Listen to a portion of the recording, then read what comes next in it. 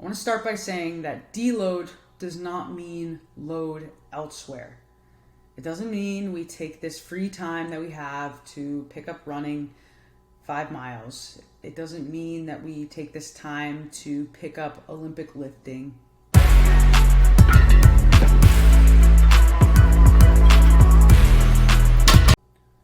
What's up, everyone? Coach Amber here for another episode of the Powerlifters Playground.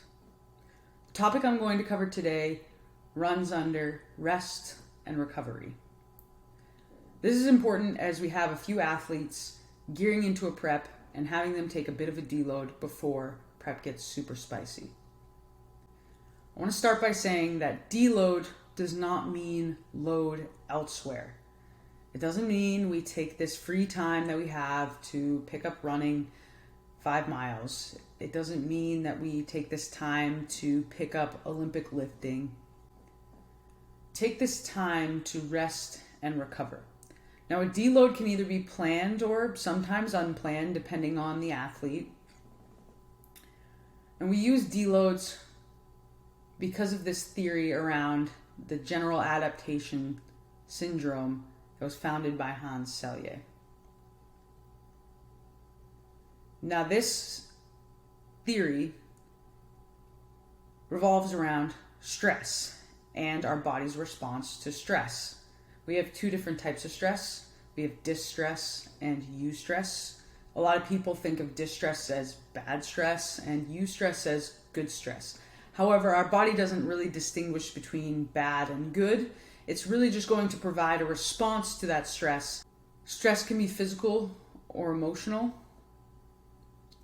So when we're thinking about deloads, we want to understand that it's not just the physical stress we're putting ourselves through, it's also the emotional stress that we want to be able to mitigate out of our life that will minimize the fatigue and allow us to then subsequently perform after that. Because if we allow our body the time to adapt to that stressor, when we encounter it again, our resistance will be much higher and that stress response will be a bit lower. This is what allows us to increase performance, right? When you lift 135 pounds for the first time, your body takes that response and builds a defense against it. So the next time you go to bench 135 pounds again, it's a bit easier because your stress response has been a bit lower to that particular environment and situation.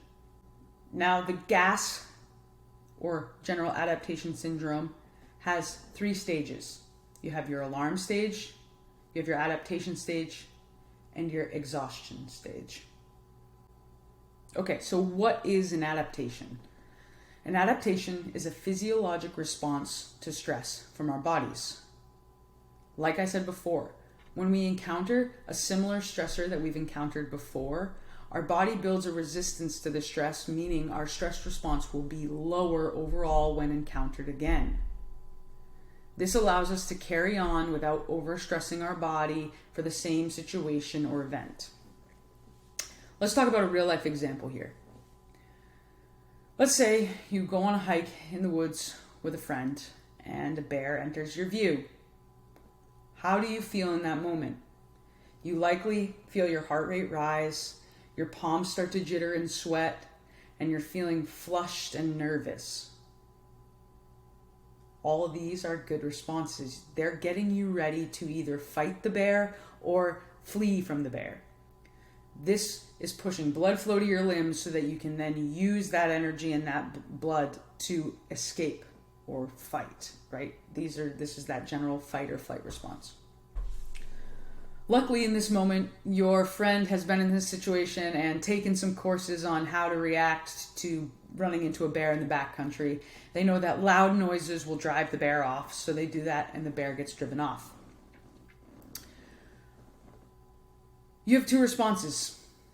You can choose to recover from that emotional situation and go and take a course on what you should do when you encounter a bear in the backcountry.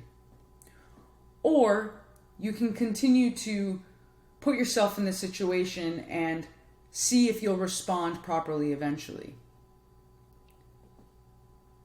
Let's say you take the latter. You spend the next 3 weeks burying yourself in the woods, looking to encounter a bear after bear after bear, just so you can experience how to scare one off.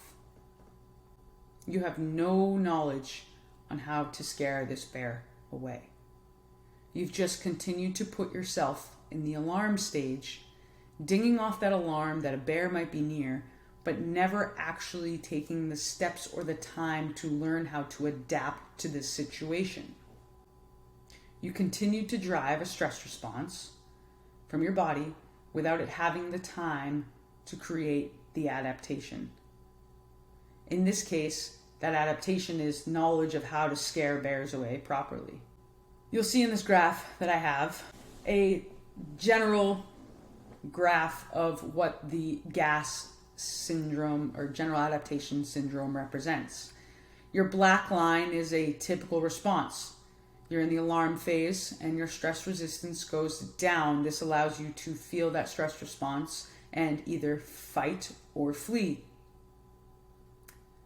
You then have a period in your adaptation or resistance period where you are building the response or building a defense to the response for when you encounter that same response in the future. Now, this red line you'll see is what happened when you went into the woods repeatedly looking for a bear. You see an alarm and you see that stress resistance come down. Okay? Our ability to defend against a response is even lower. We hit another alarm, we see a bear. Luckily, we escaped that one, right? Okay, go on. Your body starts to adapt as you're starting to realize what it takes to escape a bear. However, you continue chasing because you didn't scare that bear away. You just happened to step on a branch. It made enough noise to scare the bear away, but you don't feel like it was enough for you to know how deep inside. So you carry on and you keep chasing a bear. This is where the alarm 3 response comes in. You are repeatedly hammering yourself with a stressor that you are not adapted to, and this is what leads to that third and final stage of exhaustion. You've exhausted all of your resources in scaring away a bear, and that third bear was the one that hit you and mauled you and killed you. That is your exhaustion. You've depleted all of your skills that you currently have to fight off a bear, and the bear wins. Now, how does this relate to training? This relates to training in that you walk into your first session, and for the most part, let's just generalize this. Like, let's say that, squats don't necessarily have an effect on your bench, and your bench doesn't necessarily have an effect on your deadlift. As long as these things are in separate days, your stress response isn't going to spike too hard, right? Let's just, for the sake of this example, say that your squat stress is only going to have an effect on your squat, when in reality, we know that our body does not get to decide, right? So you have an initial reaction to a stressor. Your coach prescribes you a 1x5 at an RPE 8. You do it, and your body responds to this in the form of delayed onset muscle soreness, joint stiffness, and fatigue. You have signals that have increased in oxygen delivery. That means your blood delivery and blood nutrients have increased, and your neural recruitment has also increased. You likely have also targeted some bone reformation, depending on what you did, right? For a 1x5 at an 8, you've probably signaled all of those things to occur. In the next stage, we are adapting to that training stimulus so that we can then enhance our performance. This is going to look like building sessions across the phase. So with that example that I showed earlier, the red line that has multiple alarms, we can continue to alarm the system several times before it becomes exhausted. And this is why we tend to write 4 to 6 week phases. It tends to be that people can build across 4 to 6 weeks and eventually will need a bit of a deload before they cross that path into exhaustion.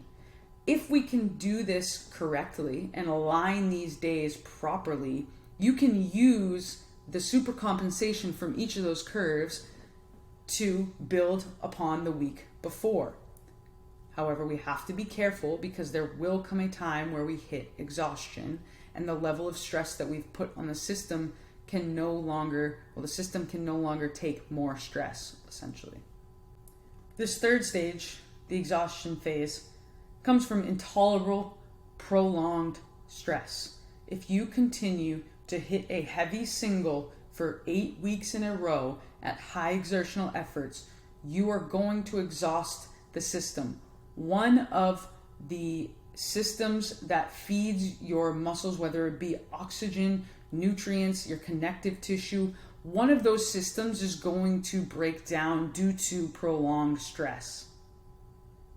And this is why we deload at the proper time so that we can utilize that stress curve we've created and allow for those super compensations. If we don't allow for the super compensations, we are going to continue to batter the system lower and lower until it hits exhaustion phase, and we never get to reap the benefits of what we built. You won't get to see how strong you are in the midst of one of these phases because you've masked your strength with fatigue. We've created a stress curve, we've created an alarm and another alarm and another alarm. And as you see in that graph before, there comes a point where we cannot put another moment of stress before we won't even get back to baseline. And if you cannot get back to baseline after you've taken a deload, that's a pretty good indicator that you've been overtraining and overworked and potentially pushed yourself into the phase of exhaustion. The key here is to deload at the right time so that we minimize exhaustion but maximize that super compensation from the adaptations that we've instilled.